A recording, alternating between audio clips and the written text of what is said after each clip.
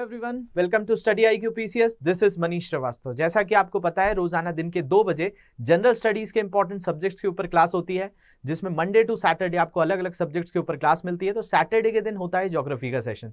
तो आज मैं लेकर आया हूं ज्योग्राफी का सेशन और ज्योग्राफी के बारे में पढ़ेंगे। तो इससे पहले भी हमने ज्योग्राफी के कुछ चैप्टर्स पढ़े हुए थे। तो उन चैप्टर्स में हमने क्या पढ़ा था? तो उन चैप्टर्स के अंदर हमने लैटिट्यूड्स, लॉन्गिट्यूड्स, इसके अलावा इंटरनेशनल डेट लाइंस, इन सारी चीजों के कॉन्सेप्ट्स क्लियर कर लिए थे। तो आज हमें इंडियन ज्योग्राफी को थोड़ा सा स्टार्ट करना है, तो उसको थोड़ा सा डिटेल में देखेंगे कि किस तरीके से इंडिया की क्या लैटिट्यूड लॉन्गिट्यूड पोजीशंस है, इंडिया की क्या बेसिक इंफॉर्मेशन आपको पता होनी चाहिए, और इंडियन ज्योग्राफी के अंदर हम एंटर करेंगे। काफी स्कोरिंग पार्ट है, बहुत अच्छे से इसको समझना है, तो धीरे धीरे करके उसके ऊपर कमांड करते हैं। तो शुरू करते हैं आज का सेशन।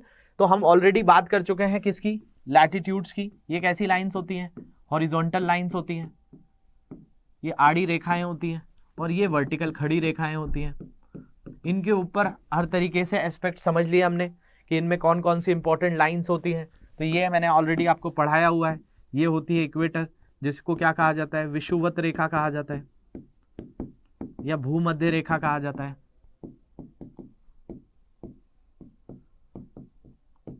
या इसी को इक्वेटर जो कहते हैं हम।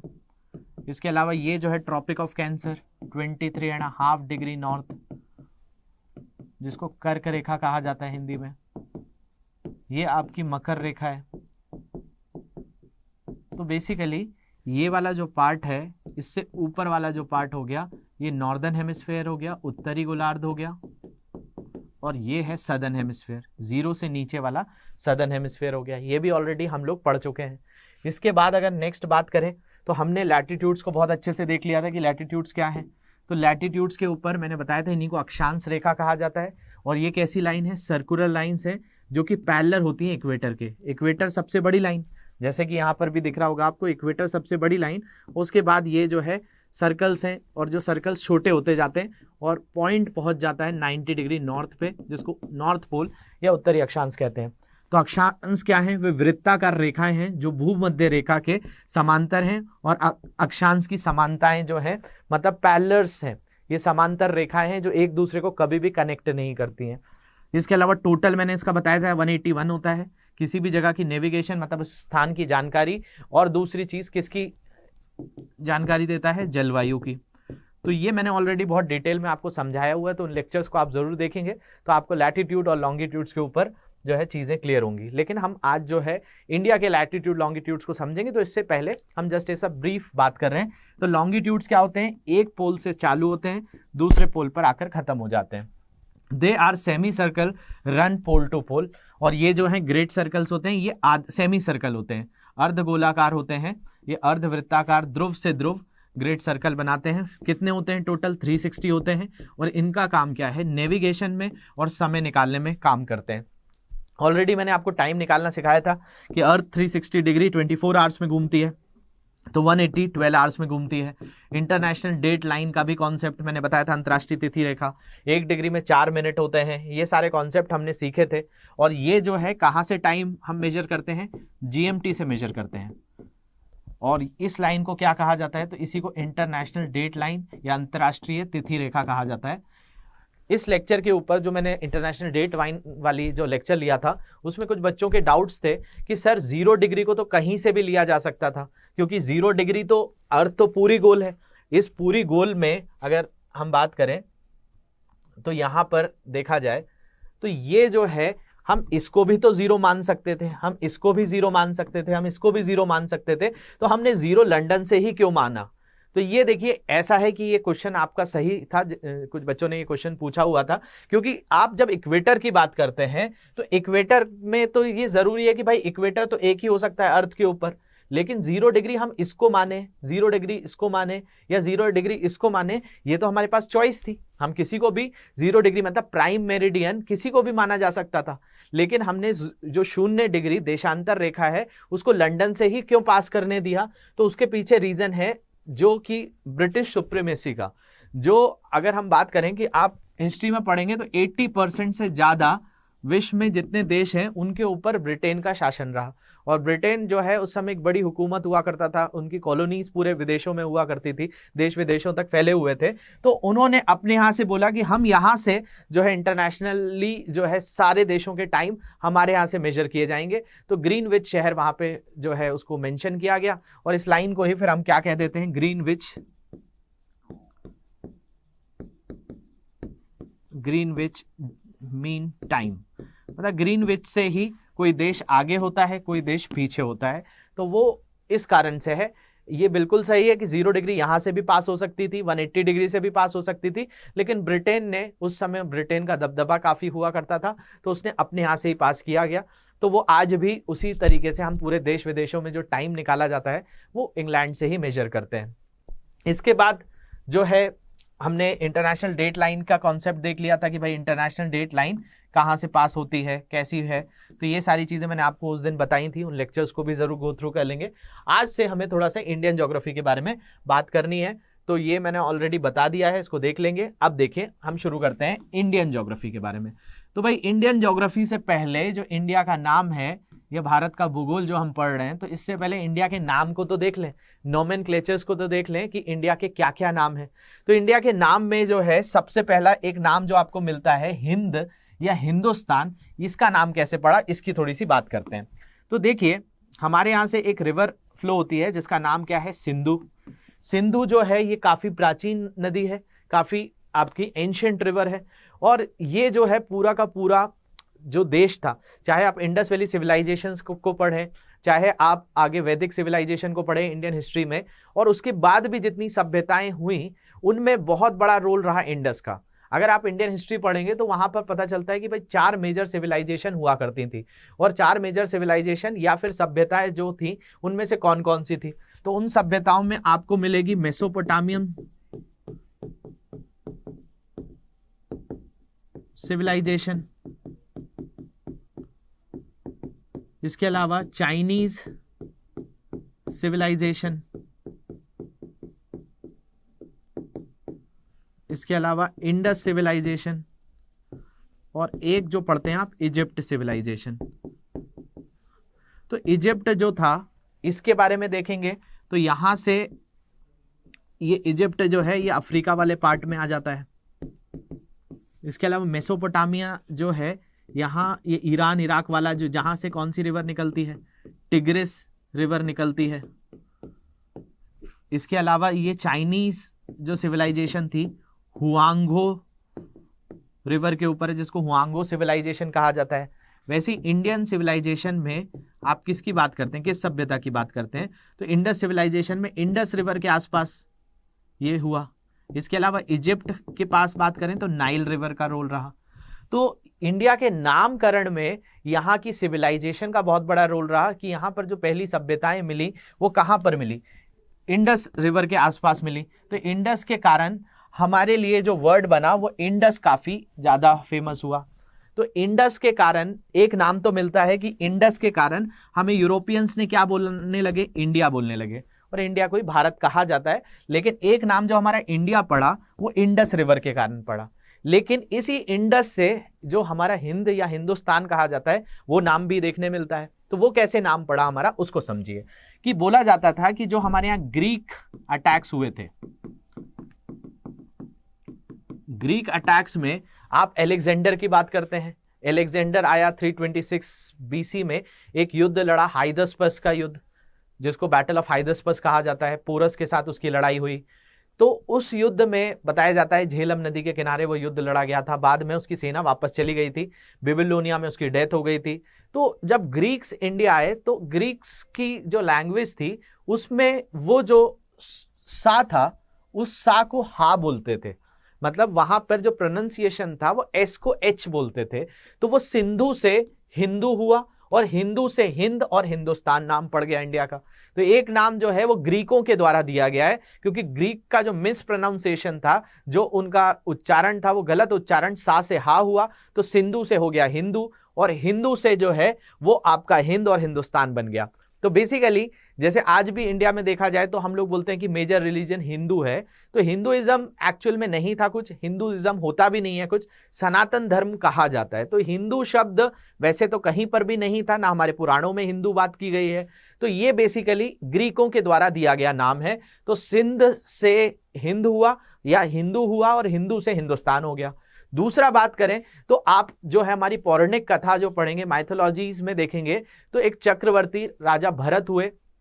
तो चक्रवर्ती जो आगे चलकर जो महाभारत में भी देखेंगे, तो महाभारत के अंतर्गत भी पता चलता है कि जो उनके चक्रवर्ती राजा थे जिन्होंने सबसे पहले लोकतंत्र की बात की थी, डेमोक्रेसी की बात की थी, इनके बारे में पढ़ेंगे तो आपको मिलेगा कि सबसे पहले लोकतंत्र जो है का सिद्धांत हमारे भारत में इनसे ही आया था। इन्होंने अपने बेटों को बिल्कुल भी लायक नहीं समझा था और जो लायक था उसको जो है राजा बनाया था। तो ये उस समय से काफी चर्चा में थे। चक्रवर्ती महाराज भरत कहलाते हैं, जिन्हीं में आगे चलकर पांडु हुए, धृतराष्ट्र हुए और आगे चलकर महाभारत जो हुई थी वो इन्हीं के वंशजों में लड़ी गई थी। तो उनके कारण इसका नाम एक भारतवर्ष या भारत पड़ जाता है। तो चक्रवर्ती राजा भरत के कारण भी कहा जाता है। इसके अलावा एक थ्योरी और चलती है जो जैनिज्म में चलती है, और जैनिज्म में जो 8वें तीर्थंकर मतलब पहले जो तीर्थंकर है ऋषभ देव जी, ऋषभ देव के जो बताया जाता है कि जो पुत्र थे उनका नाम भी भरत था, तो उसके कारण भी भारत का नाम भारत पड़ा। तो अलग अलग माइथोलॉजी से भारत का नाम भारत या भारतवर्ष पड़ा, ऐसा मिलता है। तो एक तो सिंधु से आप समझ गए हिंदू हो गया, दूसरा चक्रवर्ती जो राजा भरत थे उनके कारण भारतवर्ष कहलाया, तीसरा इंडस के कारण हमें इंडिया भी बोला जाने लगा। तो ये नाम किसने दिया? यूरोपियंस ने दिया। यूरोपियंस के कारण हमें इंडिया वर्ड मिल गया, हिंदी में उसी को भारत कह देते हैं। इसके अलावा आर्यनों के कारण, मतलब जो आप वैदिक सिविलाइजेशन पढ़ेंगे, वैदिक सभ्यता को पढ़ेंगे इंडियन हिस्ट्री में, तो उसमें बताया जाता है कि जो लोग थे वैदिक सिविलाइजेशन के या वैदिक सभ्यता के, उनको आर्य कहा जाता था। और आर्यों के पीछे अलग अलग लोगों ने थ्योरी दी। इसमें जो है डीपी खेतान ने अलग थ्योरी दी है, मैक्स मुलर की अलग थ्योरी है, बाल गंगाधर तिलक की अलग थ्योरी है कि आर्टिक से आए थे। लेकिन उसमें सबसे ज़्यादा जो एक्सेप्टेड थ्योरी पढ़ते हैं आप, वो है मैक्स मुलर की थ्योरी। और मैक्स मुलर के हिसाब से ये आए थे कहाँ से? सेंट्रल एशिया से, मध्य एशिया से आए थे। तो सेंट्रल एशियन थ्योरी हम लोग पढ़ने में ये समझते हैं, और इसमें बताया जाता है कि भाई ये जो लोग थे आपके वैदिक सिविलाइजेशन के, वैदिक सभ्यता के जो लोग थे, उनको आर्य कहा जाता था, और उनका देश होने के कारण ये क्या कहलाया? आर्यावर्त कहलाया। तो आपने ये वर्ड भी सुना होगा कि इंडिया के लोगों को आर्य कहा जाता था, तो उसके कारण जो जिस देश में वो रहे वो आर्यावर्त हो गया। तो हमारे इंडिया के नामकरण में ये सारे चीजें याद रखेंगे कि नोमेनक्लेचर्स में क्या है। तो हमें हिंद कैसे पढ़ा? सिंध के कारण हिंद हो गया, सिंधु के कारण हिंदू हो गया, उसी से हिंद और हिंदुस्तान हो गया। ठीक है। दूसरा नाम जो हमने राजा भरत की बात करी, जिनकी कहानी महाभारत में भी आती है, तो वो जो है उनके कारण भारतवर्ष कहलाया। इसके अलावा जैनिज्म की थ्योरी में ऋषभ देव के भी जो बेटे थे जिनको जड़ भरत कहा जाता था, उनके कारण भी ये भारतवर्ष नाम मिलता है। तीसरा नाम जो मैंने बताया आपको कि इंडिया जो है इंडस के कारण हुआ, और चौथा नाम वैदिक सिविलाइजेशन की थ्योरी के हिसाब से आर्यावर्त के कारण हमें क्या कहा, मतलब आर्यों के कारण आर्यावर्त कहा गया। तो ये तो बात हो गई इंडिया के नेम की। अब देखा जाए तो भाई इंडिया के अंदर भी जो है पूरा का पूरा एक पोजीशन है। तो देखा जाए तो भाई इंडिया जो है इस वर्ल्ड में ये आपकी क्या हो गई? इक्वेटर लाइन हो गई। तो इक्वेटर लाइन को क्या कहा जाता है? 0 डिग्री, 0 डिग्री कहा जाता है। तो इंडिया को बताया गया कि भाई इंडिया जो है इसमें कहीं पर इस तरीके से है। तो मतलब इंडिया ये जो है ये आपका क्या है? सदर्न हेमिस्फीयर है।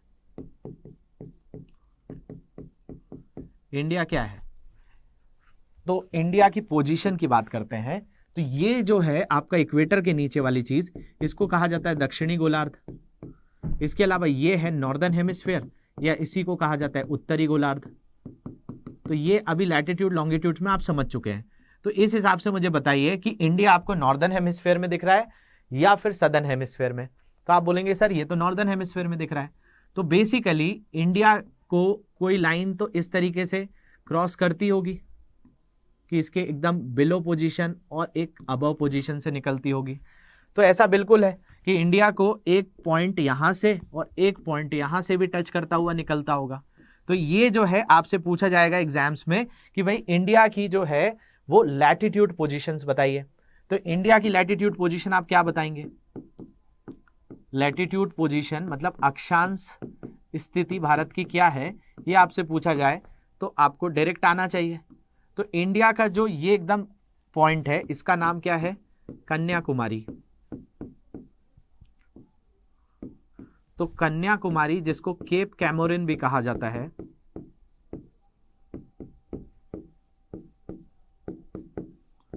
यहां से आपका मेनलैंड, ये वाला कौन सा पार्ट है, ये है मेनलैंड का पार्ट। क्योंकि देखा जाए तो मेनलैंड मतलब ये मुख्य भूमि का पार्ट है, इसके अलावा हमारे यहाँ छोटे छोटे आइलैंड्स भी हैं। तो ये जो है द्वीप है, ये आइलैंड है।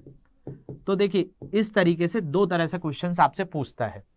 या तो आपसे पूछेगा कि आप मेनलैंड का लैटिट्यूड पोजीशन बताइए, या फिर आपका आइलैंड की पोजीशन बताइए, या इंडिया का सबसे बेसिक पॉइंट, सबसे इनिशियल लैटिट्यूड पोजीशन क्या है उसको डिस्क्राइब करिए। तो ध्यान से देखिए, दोनों के ही आंसर आपको पता होने चाहिए। ये मेनलैंड है मतलब मुख्य भूमि, आइलैंड मतलब द्वीप भूमि।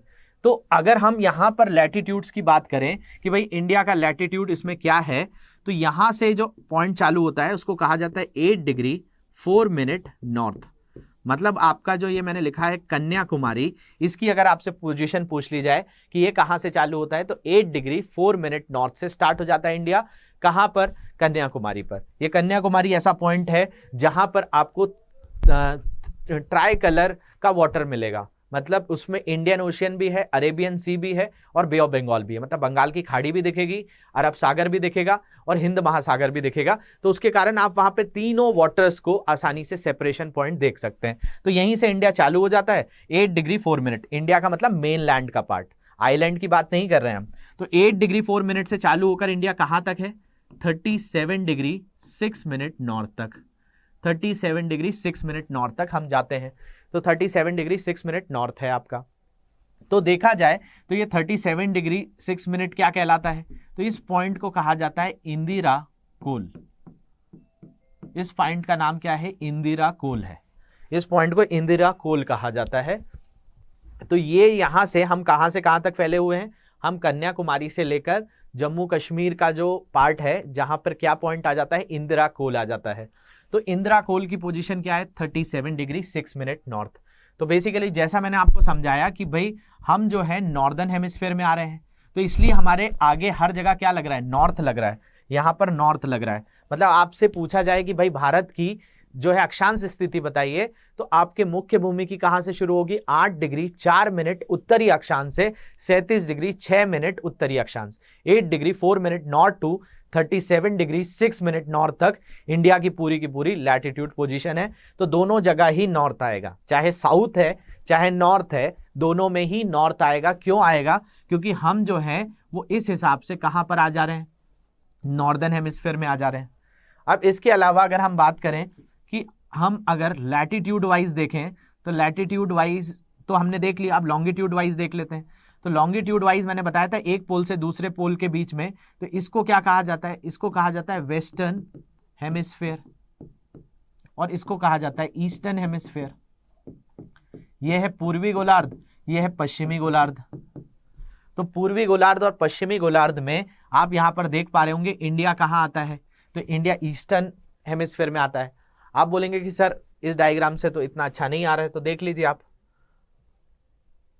इस पोजीशन से। अब इसमें देखिए यहां पर मैंने आपको बताया था कि क्या है, तो ये जो है आपका ग्रीनविच मेरिडियन था, तो ये तो 0 डिग्री था। अब इस 0 डिग्री से इस तरफ आने पे आपका क्या है, ईस्टर्न हेमिस्फीयर ही तो है। ये क्या है, ईस्टर्न हेमिस्फीयर। ईस्टर्न हेमिस्फीयर का मतलब पूर्वी गोलार्ध, तो ये पूर्वी गोलार्ध है आपका। तो इंडिया जो है इसमें कहां आ रहा है, इंडिया ईस्टर्न हेमिस्फीयर में ही आ रहा है। इंडिया अगर ईस्टर्न हेमिस्फीयर में आ रहा है, तो अगर हम बात करें तो ये जो लाइन दिख रही है आपको यहां से, ये जो लाइन है इसी को तो क्या कहा जा रहा है, इसको कहा जा रहा है इक्वेटर लाइन। इसको क्या कहा जा रहा है, इक्वेटर कहा जा रहा है। तो ये इक्वेटर है, मतलब ये है आपकी भूमध्य रेखा। तो इंडिया जो है भूमध्य रेखा से ऊपर है या नीचे है, तो इंडिया ऊपर है। तो ये नीचे वाला क्या हो गया, सदर्न हेमिस्फीयर हो गया। नीचे वाला क्या है, सदर्न हेमिस्फीयर, और ऊपर वाला क्या हो गया, नॉर्दर्न हेमिस्फीयर।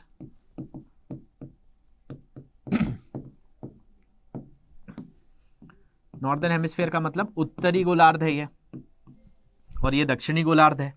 तो इंडिया जो है, इंडिया को अगर आपसे पूछा जाए कि भाई इंडिया किस हेमिस्फीयर में आता है, तो अगर हम देखें तो वर्ल्ड को हम 4 पार्ट्स में डिवाइड कर सकते हैं कुछ इस तरीके से। तो इस तरीके से डिवाइड करने पे क्या होगा कि हमें मिलेगा कि ये जो है, ये ऊपर वाला तो पूरा नॉर्थ और ये नीचे वाला पूरा साउथ, और ऐसे देखा जाए तो ये पूरा वेस्ट और ये पूरा का पूरा ईस्ट। तो इस तरीके से यहाँ 4 पार्ट्स मिल सकते हैं आपको। ये ऊपर पूरा नॉर्थ है, लेकिन नॉर्थ होने के साथ ये हो गया नॉर्थ ईस्ट, ये हो गया क्या, तो ये जो है इस तरफ आने पर नॉर्थ वेस्ट, इसके अलावा ये हो जाएगा साउथ वेस्ट और ये हो जाएगा south east.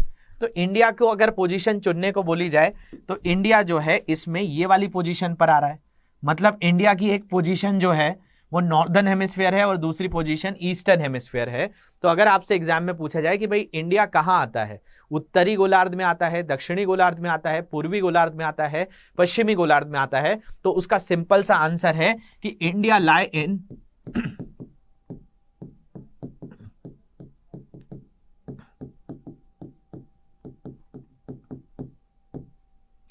Northern eastern hemisphere.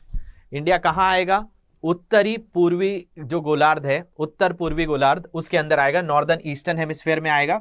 तो इंडिया का ये याद रख लीजिए कि इंडिया क्या है, तो उत्तर पूर्वी गोलार्ध में आता है।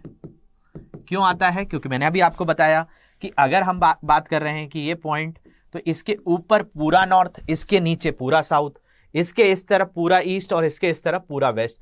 तो इंडिया ईस्टर्न में भी आता है, इंडिया नॉर्दर्न में भी आता है। तो कंबाइनली हम बोलेंगे नॉर्दर्न ईस्टर्न हेमिस्फीयर में इंडिया की पोजीशन है।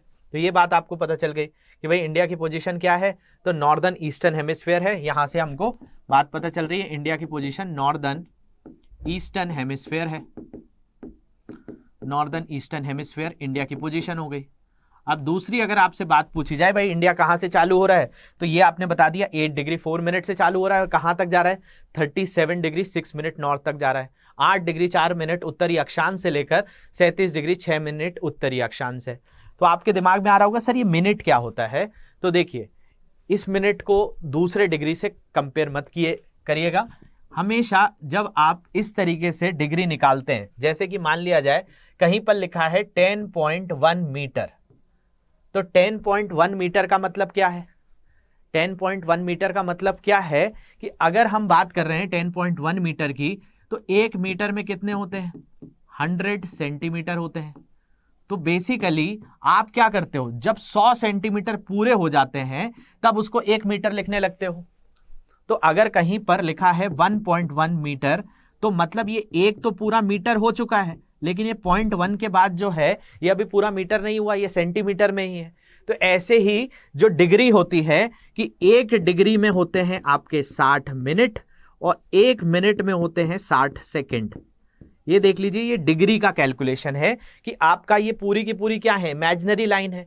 तो आपका 0 डिग्री से, मैंने आपको बताया था कि इक्वेटर से जब आप 0 से 1 आएंगे, 1 से 2 आएंगे, 2 से 3 आएंगे, 3 से 4 आएंगे, तो हर 1 डिग्री जब बढ़ता है तो 111 किलोमीटर का डिस्टेंस आगे आ जाता है। तो ऐसे ही इंडिया जो चालू होता है वो 8 डिग्री के थोड़े से ऊपर है। तो 8 डिग्री के बाद कितने मिनट हो रहे हैं, 4 मिनट हो रहे हैं, और 1 डिग्री में कितने मिनट होते हैं, 60 मिनट होते हैं। मतलब 1 मिनट, 2 मिनट, 3 मिनट, 4 मिनट पर इंडिया आ गया। फिर 5 मिनट, 6 मिनट करते करते जब पूरे 60 मिनट होंगे तो 1 डिग्री से बढ़ जाएगा। तो 8 डिग्री के बाद अगर 9 डिग्री आ रहा है तो उसमें कितने मिनट आ रहे होंगे, 60 मिनट आ रहे होंगे।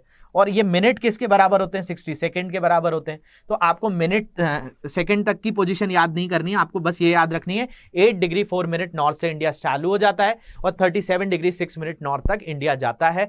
और ये इंडिया की नॉर्थ टू साउथ पोजीशन है। इस पॉइंट को क्या बोलते हैं, इस पॉइंट को बोला जाता है कन्याकुमारी या केप कैमोरिन, इसको कहा जाता है इंदिरा कोल। तो ये इंदिरा कोल कहलाता है। लेकिन अगर आपसे पूछा जाए कि क्या इंडिया की पोजीशन 8 डिग्री 4 मिनट नॉर्थ से 37 डिग्री 6 मिनट नॉर्थ ही है, क्या इंडिया की यही लैटिट्यूड पोजीशन है, तो ऐसा नहीं है। ये सिर्फ मेनलैंड की पार्ट है, इसलिए मैंने पहले ही बताया कि ये मेनलैंड है। हमारे आइलैंड इससे भी पहले चालू हो जाते हैं, क्योंकि देखा जाए तो सबसे पहले क्या आ गया आपका 0 डिग्री, 0 के बाद आया होगा 1 2 3 4 5 6 7 और फिर 8, फिर 8 के बाद 8 degree 1 minute, 8 degree 2 minute, 8 degree 3 minute, 8 degree 4 minute के बाद इंडिया आया होगा। तो इंडिया का मेनलैंड आया है, हमारा आइलैंड उससे भी पहले चालू हो जाता है। और हमारा आइलैंड कहां से चालू होता है, तो 6 डिग्री 45 मिनट नॉर्थ से चालू हो जाता है। 6 डिग्री 45 मिनट उत्तरी अक्षांश से हमारा इंडिया चालू हो जाता है। और ये कहां पर आता है, तो ये अंडमान निकोबार का पॉइंट है, और इस पॉइंट का एक विशेष नाम है, इस पॉइंट को कहा जाता है इंदिरा पॉइंट। क्या बोला जाता है इसको, इंदिरा पॉइंट कहा जाता है। जैसे इस पॉइंट का नाम क्या है, इंदिरा कोल है, जो सबसे उत्तरी पॉइंट है, ऐसे ही इंडिया का जो सबसे सदर्न मोस्ट पॉइंट है वो क्या है, इंदिरा पॉइंट है। इसको पिगमिलियन पॉइंट भी कहा जाता है। तो इंदिरा पॉइंट की पोजीशन क्या हो गई, 6 डिग्री 45 मिनट नॉर्थ, और एकदम नॉर्दर्न मोस्ट पोजीशन क्या हो गई, 37 degree 6 minute north. 37 degree 6 minute उत्तरी अक्षांश, एकदम उत्तरी भाग हो गया। और एकदम दक्षिणतम भाग जो है वो 6 डिग्री 45 मिनट उत्तरी अक्षांश हो गया। तो ये इंडिया की लैटिट्यूड पोजीशन हुई, अक्षांशीय पोजीशन हुई। तो आप यहां एग्जाम में जरूर देखिएगा कि वो क्या इंडिया का ही पूरा पूछ रहा है या मेनलैंड का पूछ रहा है। तो मेनलैंड भले 8 डिग्री 4 मिनट से चालू होता है, लेकिन इंडिया तो 6 डिग्री 45 मिनट उत्तरी अक्षांश से ही शुरू हो जाता है। ये एक बहुत बड़ा डिफरेंस है। तो भाई हम जब इस पॉइंट से इस पॉइंट के बीच में जाते हैं तो 8 डिग्री से शुरू होते हैं, लेकिन अगर हम आइलैंड से मेजर करें तो कितना हो जाएगा, 6 डिग्री 45 मिनट। पॉइंट का नाम है इंदिरा पॉइंट। अब देखिए एक चीज और पूछी जाती है एग्जाम्स में आपकी, कि अगर यहां से पूछा जाए कि भाई अगर आप कन्याकुमारी से चलकर इंदिरा कोल तक जाएंगे तो आपको कितने किलोमीटर चलना पड़ेगा, तो ये जो नॉर्थ से साउथ पोजीशन है इंडिया की वो है 3214 किलोमीटर, 3214 किलोमीटर। तो यहां पर हमारी बात हो गई लैटिट्यूड्स की। अब थोड़ी सी बात कर लेते हैं लॉन्गिट्यूड्स की भी। तो इंडिया की जो लॉन्गिट्यूड पोजीशन है इसको थोड़ी देर में समझते हैं।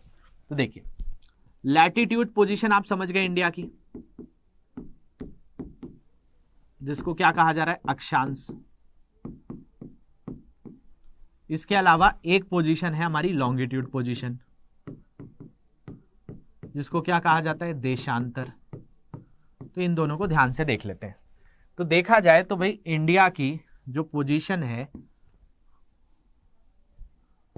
वो आपकी यहां से क्या शुरू हो गई, तो यहां से आपने देखा 8 डिग्री 4 मिनट नॉर्थ से चालू हो गई, लेकिन आइलैंड में कब से चालू हो जाती है, 6 डिग्री 45 मिनट नॉर्थ से चालू हो जाती है। जो ये पॉइंट है, इसका पॉइंट का नाम मैंने आपको बता दिया, इसको बोलते हैं इंदिरा पॉइंट। इस पॉइंट का नाम क्या है, कन्याकुमारी। और ये कहां तक जा रहा है, 37 डिग्री 6 मिनट नॉर्थ तक। और ये नॉर्थ से साउथ पोजीशन कितनी है, 3214 किलोमीटर। यही हमने बात करी। और ये जो है इस पॉइंट को कहा जाता है इंदिरा कोल। तो ये इंदिरा कोल, ये इंदिरा पॉइंट, ये कन्याकुमारी। कितना डिस्टेंस नॉर्थ से साउथ, तो नॉर्थ से साउथ पोजीशन हो गई 3214 किलोमीटर की। अब देखते हैं दूसरा पॉइंट, जिसको हम क्या कहेंगे, लॉन्गिट्यूड। तो लॉन्गिट्यूड में भी तो इंडिया यही रहेगा। तो यहां पर देखिए, यहां पर हमने क्या पोजीशन नापी, तो हमने जो है यहां पर इस तरीके से पोजीशंस को देखा कि भाई लैटिट्यूड्स के हिसाब से इंडिया जो है कहां से शुरू हो जाता है। तो इंडिया 8 डिग्री 4 मिनट से चालू हो जाता है और 37 डिग्री 6 मिनट तक जाता है। तो भाई 8 और 37 के बीच में क्या आप बता सकते हैं कि 23.5 डिग्री आता होगा कि नहीं, 23.5 डिग्री उत्तरी अक्षांश पास होती होगी कि नहीं, तो बिल्कुल होती होगी, क्योंकि आपने मैथ्स में पढ़ा है 8 और 37 के बीच में 23 तो आएगा ही। तो इसी लाइन को हमने पढ़ा था, इसी को क्या कहा जाता है, tropic of Cancer. Tropic of Cancer का मतलब इसी को हिंदी में कहा जाता है कर्क रेखा। तो भाई कर्क रेखा क्या होती है, जो 23.5 डिग्री होती है, तो ये इंडिया से पास होती होगी, है ना। तो ये आप याद रखेंगे। अब हमारी दूसरी जो बात करनी है उस पर कर लेते हैं कि कुछ लाइंस ऐसी भी होती होंगी जो इस तरीके से इंडिया को क्रॉस करती होंगी। तो इन लाइंस को क्या कह दिया जाता है, तो इनको ही कहा जाता है लॉन्गिट्यूड लाइंस। तो भाई लॉन्गिट्यूड लाइंस क्या है, तो लॉन्गिट्यूड लाइंस इंडिया चालू हो जाता है 68 डिग्री 7 मिनट ईस्ट से। इसके अलावा इंडिया कहाँ तक जाता है, तो इंडिया जाता है यहाँ पर 97 डिग्री 25 मिनट ईस्ट तक। तो इंडिया की पोजीशन कहां से कहां तक हो गई, 68 डिग्री 7 मिनट ईस्ट से 97 डिग्री 25 मिनट ईस्ट तक। और ये इस पॉइंट से लेकर इस पॉइंट तक का डिस्टेंस कितना है, तो 2933 किलोमीटर है। तो बेसिकली हमारी नॉर्थ टू साउथ पोजीशन कितनी हो गई, 3214 किलोमीटर। और आपका ईस्ट टू वेस्ट या वेस्ट टू ईस्ट कुछ भी मान लीजिए, तो वो क्या है आपका 68 डिग्री 7 मिनट ईस्ट से लेकर 97 डिग्री 25 मिनट ईस्ट। तो देखिए मैंने अभी आपको थोड़ी देर पहले बताया था कि यहां पर भी नॉर्थ आ रहा है, यहां पर भी नॉर्थ आ रहा है, यहां पर भी नॉर्थ आ रहा है, और यहां पर भी ईस्ट आ रहा है, और यहां पर भी ईस्ट आ रहा है। तो इसलिए तो हमने क्या कहा कि इंडिया कहाँ आता है, नॉर्दर्न ईस्टर्न हेमिस्फीयर में आता है। मतलब इंडिया की पोजीशन में अगर हम बात करेंगे तो भाई इंडिया की पोजीशन जो हो गई वो क्या हो गई, उत्तर पूर्वी गोलार्ध में इंडिया लाई करता है। क्यों, क्योंकि यहां से एविडेंस हो रहा है यहाँ नॉर्थ पोजीशन है, यहाँ नॉर्थ पोजीशन है, और यहाँ पर ईस्ट पोजीशन है। अब जैसे हमने यहाँ पर बात करी वैसे यहाँ पर भी देख लेते हैं कि कोई ना कोई तो पॉइंट होगा। तो ये पॉइंट क्या कहलाते हैं, तो ये जो पॉइंट है इस पॉइंट को क्या कहा जाता है, तो इसको कहा जाता है गुहर मोती। गुहर मोती सर क्रीक पॉइंट भी कहलाता है। ये सर क्रीक के नाम पर भी है, डिस्प्यूट है वैसे ये एक, तो उनका नाम भी आ जाता है, लेकिन इस पॉइंट को क्या कहा जाता है, गुहर मोती। ये कौन से स्टेट में आ जाता होगा, गुजरात में आ जाता होगा। जैसे ये आपका कन्याकुमारी कहाँ आता है, तो कन्याकुमारी आता है तमिलनाडु में। तो कन्याकुमारी है तमिलनाडु में, और इंदिरा कोल कहाँ है, तो इंदिरा कोल जो है आपका अब लद्दाख वाला रीजन लगेगा। पहले ये स्टेट जो था वो जम्मू कश्मीर था, लेकिन अभी मैप का आप देखेंगे तो ये ऊपर वाला पार्ट पूरा का पूरा हमने लद्दाख डिक्लेयर कर दिया है। तो उसके कारण अब जो हमारा एकदम नॉर्दर्न मोस्ट पॉइंट है वो कहाँ आएगा, लद्दाख में आएगा। सदर्न मोस्ट पॉइंट तमिलनाडु में आएगा। ईस्टर्न मोस्ट पॉइंट ये हमारा क्या है, वेस्टर्न मोस्ट पॉइंट जो है हमारा पश्चिमी जो भाग है वो पड़ता है गुजरात स्टेट में, कच्छ के पास, और इस पॉइंट का नाम क्या है, गुहर मोती है। तो इस पॉइंट को गुहर मोती कहेंगे। और जो ये आपका अरुणाचल प्रदेश में जो सबसे लास्ट पॉइंट है इसको क्या कहा जाता है, तो इसका नाम है किभी-2। किभी-2 के नाम से ये फेमस है।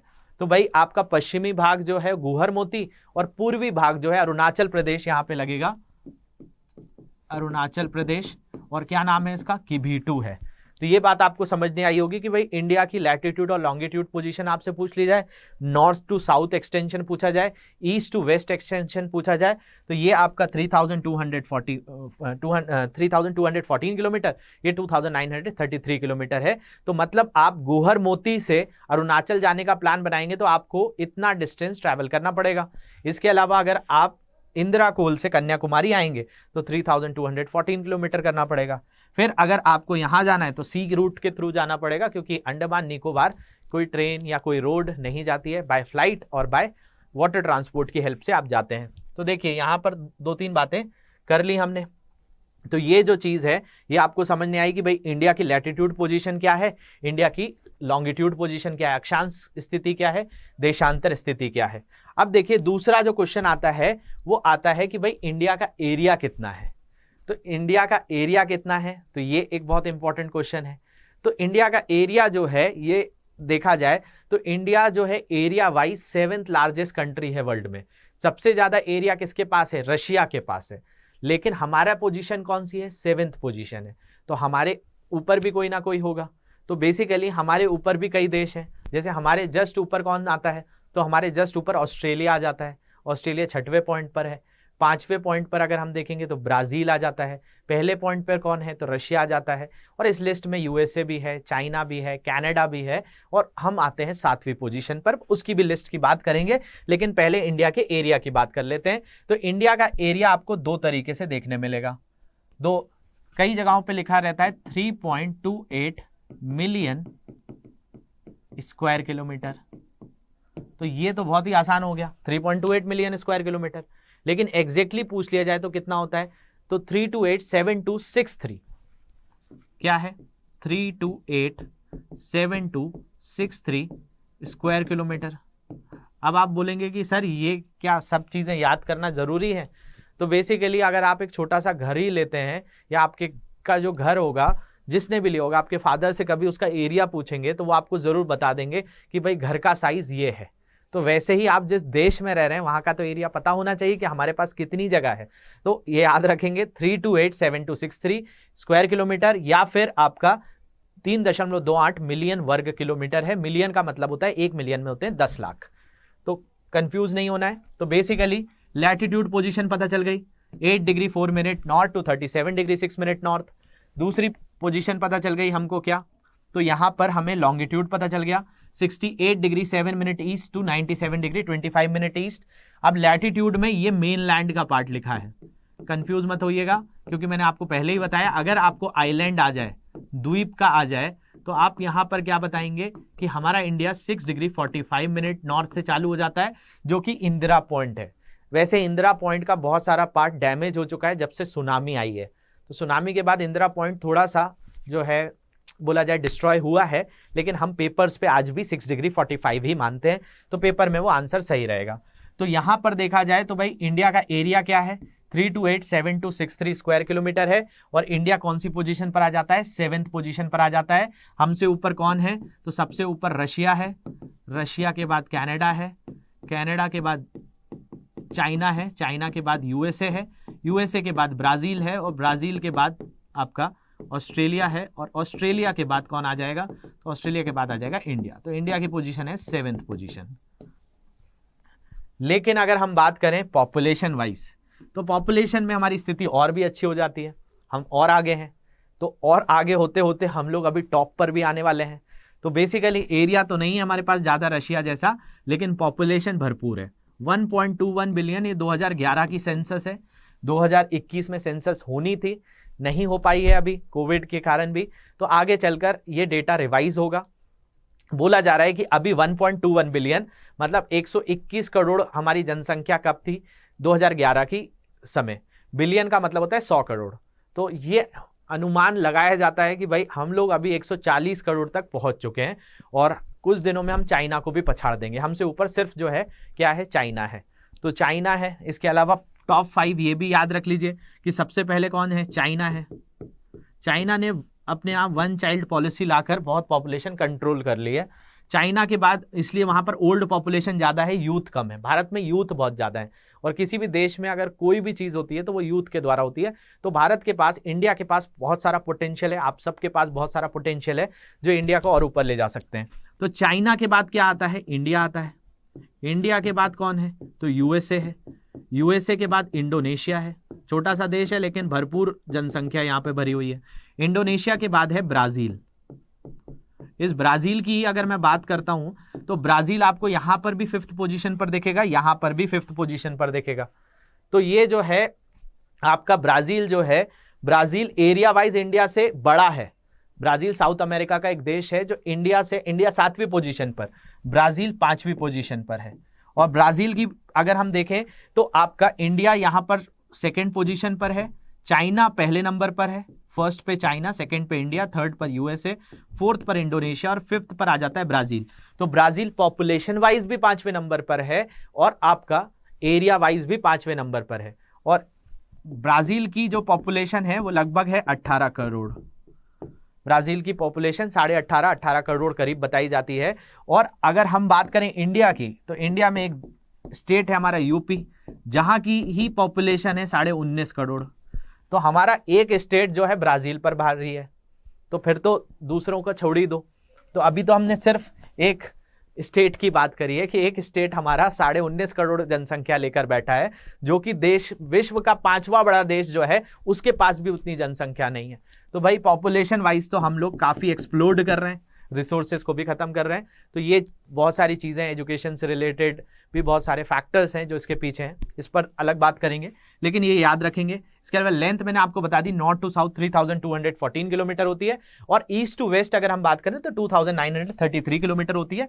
ये हमने डिस्कस किया। लेकिन ऐसा नहीं है कि आपके हाईवेज बनते हैं तो इससे ज़्यादा बड़े नहीं बन सकते, क्योंकि बेसिकली हाईवेज को कोई ऐसा एक पॉइंट चूज नहीं करना होता है, कहीं पहाड़ आया तो इस तरीके से भी चेंज करना होता है। तो आपका कभी नॉर्थ साउथ कॉरिडोर जैसे NH27 पढ़ेंगे आगे चलकर, या NH44 भी पढ़ेंगे, तो NH44 और NH27 ये 2 बड़े हाईवे हैं इंडिया के। तो तो ऐसा नहीं है कि इनसे ज़्यादा नहीं हो सकते या आप उसमें बैलेंस करना है, उसको जब मैं पढ़ाऊंगा तो बताऊंगा कि किस तरीके से, जैसे वो आपका श्रीनगर से लेकर कन्याकुमारी तक NH-44 जाता है, तो वो अभी किस तरीके से वर्क कर रहे हैं, नॉर्थ साउथ कॉरिडोर, तो उस पर बात करेंगे हम।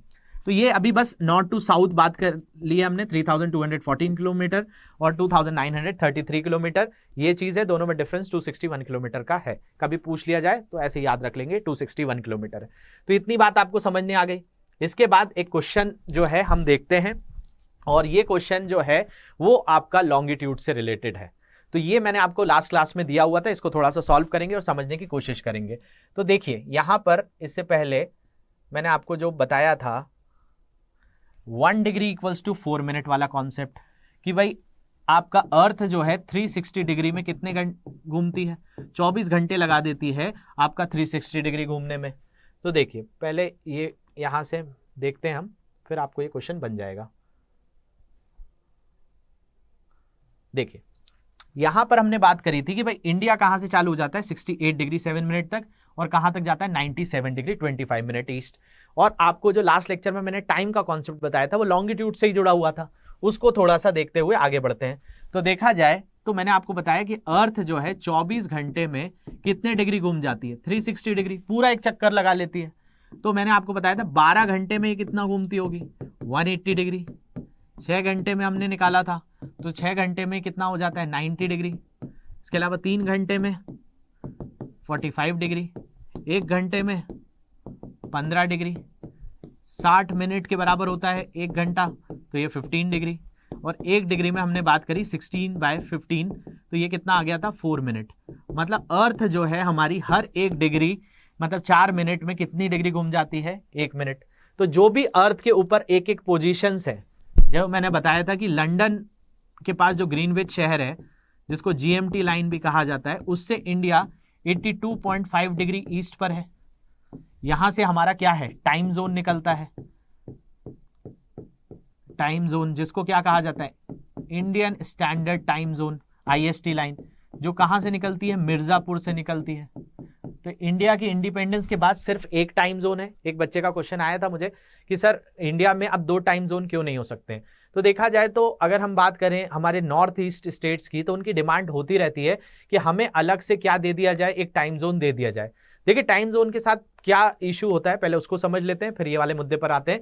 देखिए टाइम जोन एक ऐसी जगह होती है कि जैसे कि आपका अरुणाचल वगैरह में 3:45, 4:15, 4:30 तक कैसे भी सनराइज हो जाता है। इतने जल्दी कुछ वहां के विलेजेस हैं जहां पर सनराइज हो जाता है। मान लिया जाए कि इतने सुबह वहां सनराइज हो रहा है, तो सनराइज होने के साथ साथ बेसिकली उनके यहाँ शाम भी जल्दी होगी। लेकिन अगर हम पूरे भारत में एक ही तरह का समय रखेंगे तो आपका, अब कभी आप जो है लाइसेंस बनवाने गए होंगे, तो क्या लाइसेंस सुबह 8 बजे बन जाता है, या रात को 10 बजे आपका मन करे कि चलो लाइसेंस बनवाते हैं RTO जाकर, तो क्या बन जाएगा वहां पे? नहीं बन पाएगा, क्योंकि उनका एक फिक्स टाइम है। हर गवर्नमेंट सर्विसेज का एक फिक्स टाइम है।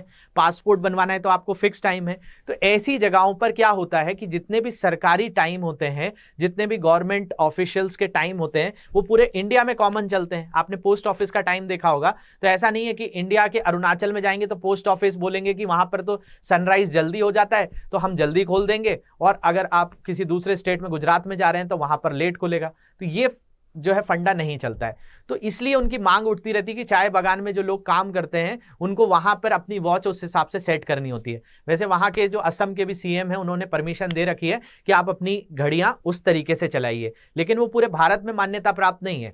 आप वहां के रेलवे स्टेशन जाएंगे, वहां पर जो ट्रेन का टाइम होगा, वो सारी चीजें भारत के ही समय के अनुसार चलेंगी। तो आजादी से पहले वहां पर 2 टाइम जोन हुआ करते थे, लेकिन हमने तब से हटा दिया। उसके बाद वहां से बार बार मांग उठती रहती है। सुप्रीम कोर्ट में भी कई तरह की पिटीशन फाइल की गई। भारत की तरफ से PMO ऑफिस से ये चीज बताई गई कि हम भारत में एकता चाहते हैं, तो हम पूरे भारत के अंदर जो है एक ही तरह का टाइम जोन लेकर चलेंगे। तो हम 1 टाइम 1 नेशन की थ्योरी पर काम कर रहे हैं। एक देश एक समय, भले कैसी भी स्थिति हो। जैसे कि अगर हम रशिया की बात करें, रशिया में लगभग 7 से 8 टाइम जोन है। आप थोड़ा थोड़ा आगे बढ़ेंगे तो वहां पर आपको घड़ियां बदलनी पड़ेंगी, लेकिन इंडिया में ऐसा नहीं है, क्योंकि इंडिया में सिर्फ एक ही टाइम जोन है। तो ये जो चीज है, कई क्वेश्चंस आते हैं कि सर ये जो है आपका जो टाइम जोन का कॉन्सेप्ट है, ये इंडिया के 82.5 से ही क्यों निकलता है? ये यहाँ से 97 से ले लेते, 68 से ले लेते।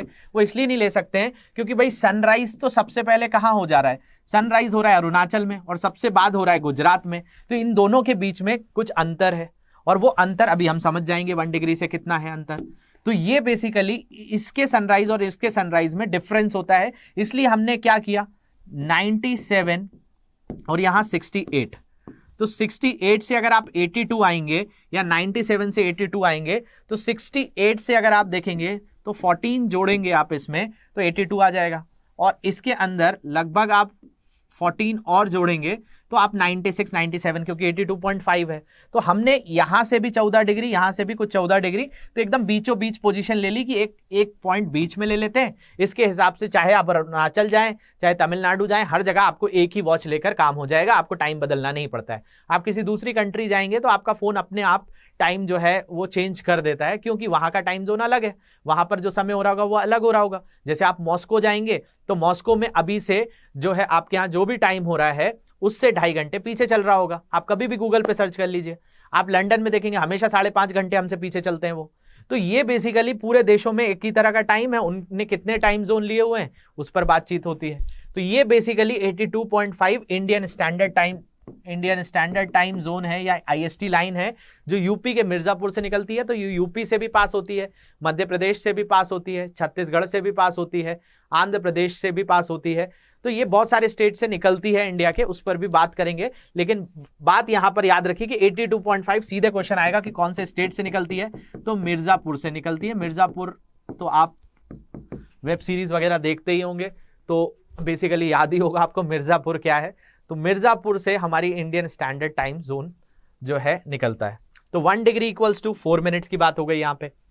अब देखिए कि हमारे इंडिया की पोजीशन में मैंने बताया यहाँ 97 है, तो 97 डिग्री 25 मिनट ईस्ट और सबसे इधर की पोजीशन है 68 डिग्री 7 मिनट।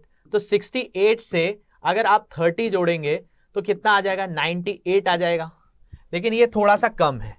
तो अगर हम बात करें तो अप्रॉक्सली हम 30 ले सकते हैं, मतलब 29 पॉइंट समथिंग आएगा। तो आप यहां पर देखिए कि अगर 15 डिग्री है तो कितने घंटे का अंतर है, 1 घंटे का, क्योंकि अर्थ 15 डिग्री जब घूमती है तो 1 घंटा हो जाता है। तो इसका तो डबल है 30 डिग्री, मतलब आपका सनराइज अगर अरुणाचल में सुबह 4 बजे हुआ है तो सुबह 6 बजे जाकर कच्छ में गुजरात में जाकर उजाला होगा। मतलब जो गुहर मोती है, गुहर मोती में उजाला होने पर 6 बजेंगे और जो आपका अरुणाचल के अंदर हमने बात करी किबिटू पॉइंट की, किबिटू में सुबह 4 बजे उजाला हो जाएगा। तो 2 घंटे का अंतर होता है। इसी पर मैंने एक क्वेश्चन यहां पर फ्रेम किया हुआ है, इस क्वेश्चन को देख लेते हैं। तो यहां पूछा गया है what is the time difference between the time of Dwarka in Gujarat and time of Dibrugarh in Assam. तो देखा जाए तो इसको थोड़ा सा जो है एकदम हड़बड़ी में नहीं करना है आपको। ये देखिए, ये जो पॉइंट है यहां पर है अरुणाचल प्रदेश और यहां पर है गुजरात। तो देखिए यहां पर आपसे पूछा गया है क्या क्वेश्चन कि अगर हम बात करें कि अगर आपका कि गुजरात में द्वारका के समय और असम में डिब्रूगढ़ के समय के बीच समय में कितना अंतर होना चाहिए। समय में कितना अंतर की बात करें तो भाई आप द्वारका चले जाएं चाहे आप असम के डिब्रूगढ़ चले जाएं, सब जगह तो समय एक ही रहेगा। यहां पर जो टाइम का मतलब है कि सनराइज में जो डिफरेंस है, जो लोकल टाइम में जो डिफरेंस आ जाता है, वो लोकल टाइम का डिफरेंस कितना है। तो देखा जाए तो इस लास्ट पोजीशन और इस लास्ट पोजीशन में तो लगभग 2 घंटे का अंतर है। लेकिन आपको जो पोजीशन दी गई है वो ना अरुणाचल दी गई है, ना आपका सर क्रीक पॉइंट दिया गया है, मतलब गुहर मोती नहीं दिया गया है, द्वारका दिया गया है। द्वारका की बात करें तो यहां पर द्वारका आती है, जूनागढ़ के पास द्वारका जो है पॉइंट आता है। तो द्वारका भी थोड़ा इस पॉइंट से आगे हो गई और आपका डिब्रूगढ़ भी इस तरफ आ गया, असम में आ गया। तो बेसिकली 2 घंटे तो नहीं होंगे, तो 2 घंटे वाला ऑप्शन नहीं लगा सकते। देखिए कॉमन सेंस का क्वेश्चन है, कैलकुलेशन का क्वेश्चन नहीं है। आपको बस ये पता होना चाहिए इंडिया के दोनों ही पॉइंट्स में 30 डिग्री का अंतर है। 30 डिग्री भी क्या है, तो 30 डिग्री पूरी नहीं है, मैंने बताया था 29 डिग्री मान सकते हैं। और 29 डिग्री का मतलब क्या होगा, 1 डिग्री इक्वल्स टू 4 मिनट होते हैं। तो अगर 29 इंटू 4 करेंगे तो कितना आ जाएगा, 4 ये आ जाएगा 116 मिनट। मतलब आपका 116 मिनट का मतलब होता है 1 घंटे 56 मिनट। तो इंडिया के दोनों पॉइंट्स में लगभग 1 घंटे 56 मिनट का अंतर होगा, तो 2 घंटे तो कैसे भी नहीं होगा। दूसरा, अगर हम बात करें 5.5 घंटे, हम जीएमटी से, लंदन से तो बात नहीं कर रहे हैं, तो ये भी नहीं हो सकता। तो इसके अलावा एक बचता है हमारा r/45 और 1 hour और 30 मिनट्स। 1.5 घंटे का अंतर होगा या 1 घंटे 45 मिनट का अंतर होगा। तो देखा जाए तो अभी हम गुजरात में ही हैं और उधर से हम थोड़ा सा आगे आए हैं, जिसमें अगर हम बात करें तो अरुणाचल से हम कहाँ पहुंच गए हैं, हम अरुणाचल से पहुंच गए हैं असम में ही। तो ये जो है आंसर कॉमन सेंस का है, कैलकुलेशन का नहीं है, थोड़ा सा समझ कर करना है। तो आपको इतनी बात समझ में आई होगी। इसके बाद देखिए अगला क्वेश्चन पूछा गया है, the standard meridian of India passes through which of the following city. भारतीय समय मानक रेखा निम्नलिखित में से किस शहर से होकर गुजरती है। तो ये तो अभी मैंने आपको बता दिया कहां से होकर गुजरती है, मिर्जापुर से। तो यूपी के मिर्जापुर से निकलती है, लेकिन ये एमपी से भी निकलती है, यूपी से भी निकलती है, छत्तीसगढ़ से भी निकलती है, तो ऐसे कई स्टेट से पास होती है।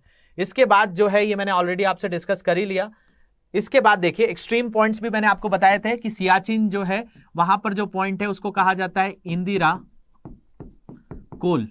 ये इंदिरा कोल है, ये इंदिरा पॉइंट है निकोबार आइलैंड का। और मेन लैंड में अगर आपसे पूछ लिया जाए तो मेन लैंड का लिखा हुआ है मैंने यहाँ, सदर्न मोस्ट पॉइंट क्या है, कन्याकुमारी, जिसको केप कैमोरिन कहा जाता है। इसके अलावा गुहर मोती सर क्रीक ये कच्छ में है, और किबिटू अरुणाचल प्रदेश में, ऑलरेडी मैं ये पढ़ा चुका हूं। तो ये बात आपको समझ में आ गई होगी। तो ये जो है हमने यहाँ पर डिस्कस कर लिया। इसके अलावा देखा जाए तो यहाँ पर कुछ और फैक्ट्स बताए हुए हैं कि जैसे देखा जाए तो इंडिया का जो एरिया है, एरिया में रशिया है, रशिया के बाद कनाडा, कनाडा के बाद China, USA, Brazil, Australia, India, ये सारे पॉइंट्स आपको पता ही रहते हैं, जस्ट रेफरेंस के लिए, ऐसे भी मैंने पहले ही बताया था। पॉपुलेशन वाइज चाइना है, चाइना के बाद इंडिया है, इंडिया के बाद यूएसए, इंडोनेशिया, और 5वें पे ब्राजील है। इसके अलावा इंडिया कहाँ आता है, साउथ एशिया में आता है, और लार्जेस्ट कंट्री है साउथ एशिया की in terms of area and population. इसके अलावा स्टेट वाइज बात करें तो राजस्थान के पास सबसे ज्यादा एरिया है, फिर एमपी के पास है, फिर महाराष्ट्र के पास, फिर यूपी के पास, फिर गुजरात के पास। लेकिन पॉपुलेशन वाइज तो गुजरात, यूपी बहुत आगे है, जो मैंने आपको बताया था, ब्राजील से भी ज्यादा पॉपुलेशन है। फिर महाराष्ट्र, बिहार, वेस्ट बंगाल और एमपी 5वीं पोजीशन पर आ जाता है। स्मॉलेस्ट स्टेट में गोवा है, और population wise smallest state Sikkim है। तो स्टेट्स के बारे में और भी अगली क्लासेस में बात होगी। एक क्वेश्चन और है यहाँ पे आपके लिए, तो ये जो है question, which of the following latitude passes through maximum number of states. निम्नलिखित में से कौन सा अक्षांश भारतीय राज्यों की अधिकतम संख्या से होकर गुजरता है। ये आपका होमवर्क रहेगा, थोड़ा सा आप इसको सर्च करिए और मुझे बताइए कि किस पॉइंट से सबसे ज्यादा नंबर ऑफ स्टेट्स पास होते हैं और कितने स्टेट्स पास होते हैं। तो कमेंट सेक्शन में इसका आंसर जरूर दीजिएगा। इसके अलावा कोई भी तरह के डाउट्स हैं तो इन सोशल मीडिया हैंडल्स पे मुझसे कॉन्टैक्ट कर सकते हैं, पीडीएफ ले सकते हैं। तो होप ये सारी चीजें आपको क्लियर हुई होंगी। Thank you very much for watching this. Have a great day.